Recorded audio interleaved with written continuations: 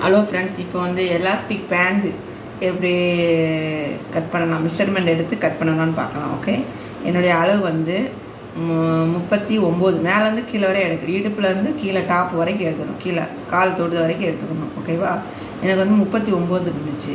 39ஓட ஒரு 4 இன்ச்சு கூட சேர்த்துக்கணும். ஏன்னா வந்து மேலே வந்து எலாஸ்டிக் வைக்கும், கீழே கால் மடிச்சு அடிக்கும்.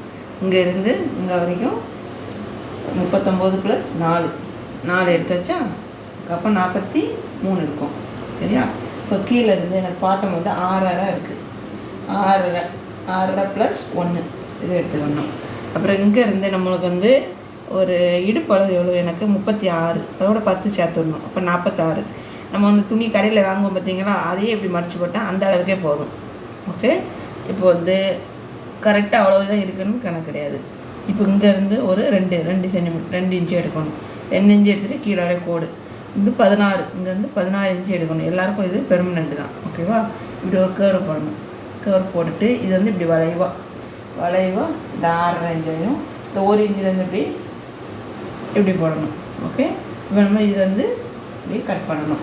கட் பண்ணிவிட்டு இந்த வளைவில் இப்படியே கட் பண்ணி இப்படி வந்து இது உள்ளூடி கட் பண்ணிடணும். சரியா, இது வந்து எலாஸ்டிக் பேண்டு. எலாஸ்டிக் வைக்கிறதுக்கு வந்து நம்ம வந்து 36 எனக்கு இடுப்பளவு, அதை டிவைடட் பை 3. 36 டிவைடட் 3 இப்போ எவ்வளோ வரும், 12 வரும். ப்ளஸ் 12 இப்போ 24 வருதா, ப்ளஸ் 1 25.